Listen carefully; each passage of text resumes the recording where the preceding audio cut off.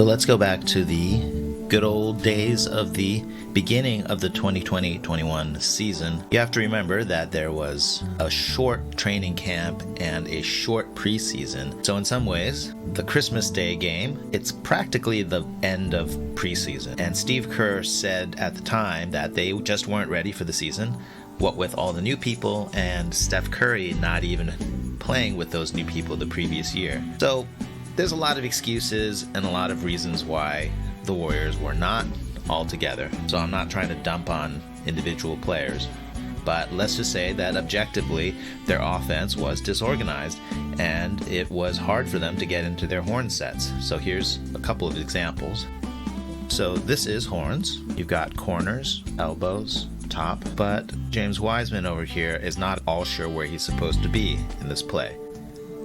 If you look at him, you can see he's going to have his arms up and looking around saying, what am I supposed to do on this play? And then everyone is starting to help. It's actually pretty funny. So you have Wiggins is pointing, Steve Kerr is pointing. You're going to see even Damian Lee over here is going to be pointing. Steph is trying to will it into existence with his eyeballs.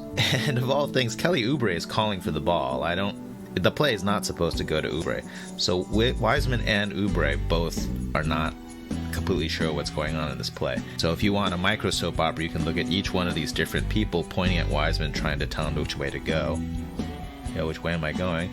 I believe the answer was he was supposed to come out here and get a pass and then hand it off to Kelly Oubre. That's the pattern of the other horns plays. After everyone stands around, it's already 12 on the shot clock, so you got to just get this play going. So Oubre called for it, so Steph's going to give it to Oubre. And then Oubre's like, look, man, I'm not going to let the universe put me in a box. YOLO. He just fires up a three. I think that was one of his record-setting many dozens of misses in a row to start the season. Okay, so it took a long time to get into the play. Okay, here's another horns, corners, elbows, top. Wiseman feels like he's on it, and he's coming over to set a cross screen for Damian Lee. That's not really the play. We appreciate the enthusiasm from the youngster, and you can even see Damian Lee's arm. He's gonna physically shove Wiseman into the correct spot, which is over here. Go. Okay, so this play is what I've been calling Horn's handoff, which there's just an entry here, and then Steph runs off the body, and it's a dribble handoff to Damian Lee. There's the entry, Steph runs off, Damian Lee gets the ball, and he's got the ball. Wiseman's coming over to screen, so by the time the screen is set and Damian Lee has the ball, it is 14 on the shot clock before Damian Lee can do anything. This play gets saved a little bit when the man who's covering Steph gets distracted by Damian Lee.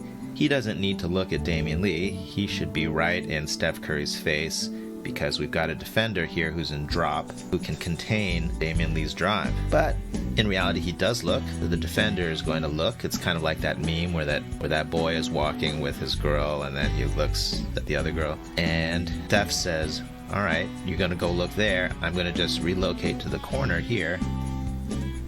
And Damian Lee finds him. And Steph Curry is good at shooting.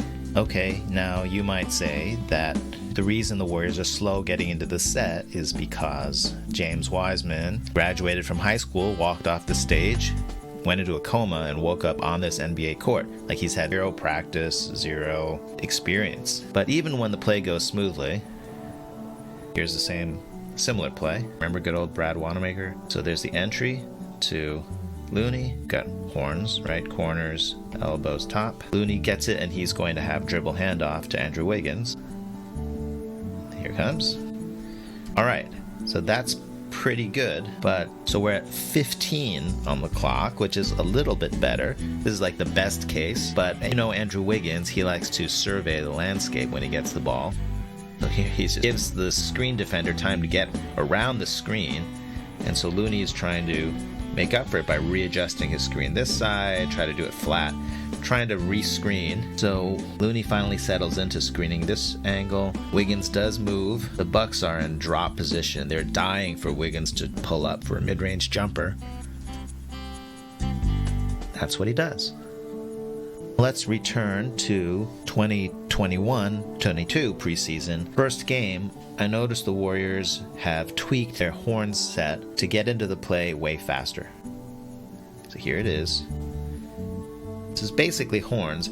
It's set up in a slightly weird way. You've got corners, you've got top, you've got one elbow, but Steph here is starting behind the elbow. And the play is pretty simple. Steph gets a pin down and comes up and receives the ball directly. And then whoever set the screen, in this case, I believe that's Oubre, will come around and set a screen for Steph. So that's it. The pin down, and then the pin down screener follows and sets another screen for Steph. Okay, so you see there's the pin down. Steph's coming up to reach the ball. And then the screener, Oubre, is going to come up and set another screen. There's your screen. Steph is moving. And I want to point out that on the shot clock, it's 17. It just turned 17. So what have we got? Last year's horn sets took a while to get into, and they get the ball with 14 on the shot clock. And this horns play, you're getting it with 17. So that's really good. Screen. Steph ISO'd on Nurkic. Nurkic stepped up to challenge Steph, and that meant this man had to sink in off of Avery Bradley. And if this was someone who could hit an open three, this would be an open three. Here's another horns. It starts so fast that the camera hasn't even had time to pan over to all the players, but there's people in the corners. This corner hasn't even had time to run to the corner. They get into this fast. There's a down screen. He takes the pin down, and he's going to get the ball. Jordan Poole setting up. Looney's going to come up and set the screen, right? So he had the pin down, and then now he's coming out to set another screen. Poole goes fast. He's rejecting the screen. Again, Poole has the ball with decisions to make, with 16-17 on the shot clock as opposed to 13-14. So number one, the Warriors can get into the horn set a lot faster. Number two, it's simpler so people can pick it up very straightforwardly. Number three, I don't know if you remember, but the old horn sets really had people at the elbows, and then someone would step out here and receive the ball right around there. And so you're having all this action right just inside the three-point line, which, you know, you can feel some analytics guys, their eyes twitching. Like, why would you set up right inside the three-point line? Instead, now all the action is happening right at this wing spot. Let's see how the rest of the play goes. So Jordan Poole goes fast. He's contained pretty well by Woody Harrelson. Dishes. I like how Looney just smoothly goes into a dribble handoff. So Poole just immediately comes over and gets this handoff. And now Poole, feeling that the Blazers are trapping him, Looney slips the screen. Poole gets a sweet pocket pass. Two defenders are going to Poole. Now there should be an advantage. Here's the advantage. It's 4-on-3 inside the circle. The Blazers are defending this in a very interesting way. I don't really know why this guy is all the way over here. This defender is covering Looney's roll perfectly fine. So this guy sank to catch Looney's roll. This man has really got to be over here, zoning two players spotted up. You got Otto Porter Jr. and Andre Iguodala, but I don't know why this defender is just all on Looney. So dish out to Andre. Andre no way wants to take that shot. Let's throw it to Otto Porter Jr., who's actually a fantastic shooter. Good closeout. He closed out so hard. Again, it's pretty weird defense. There are two guys closing out on Otto Porter and Andre. I don't know what happened there. I guess I just clipped it because I couldn't bear to see the result of that three. Same play, Looney setting a down screen. I believe that's Wiggins. You know, it's Wiggins. He likes to survey. But the good thing is that even though you know you're going to lose 1 or 2 seconds with Wiggins surveying the landscape, they get into this play so fast. We have 19 on the shot clock. Wiggins can survey for 4 seconds and get the same effect as the old horns play. I guess the Blazers are trying this very aggressive show defense. Wiggins just drives past it. The Blazers defense is super aggro. They've got 3 guys collapsing on Wiggins. Wiggins had a lot of choices there because so many people were collapsing. He ends up passing it to Jordan Poole on the wing here, which is, I think, the best option. So good job, Andrew.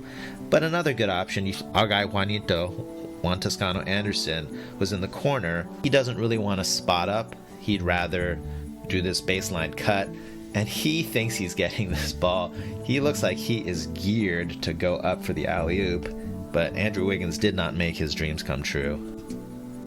Poole, why not? He says, hey, I leveled up over the summer, so you're going to see my new range.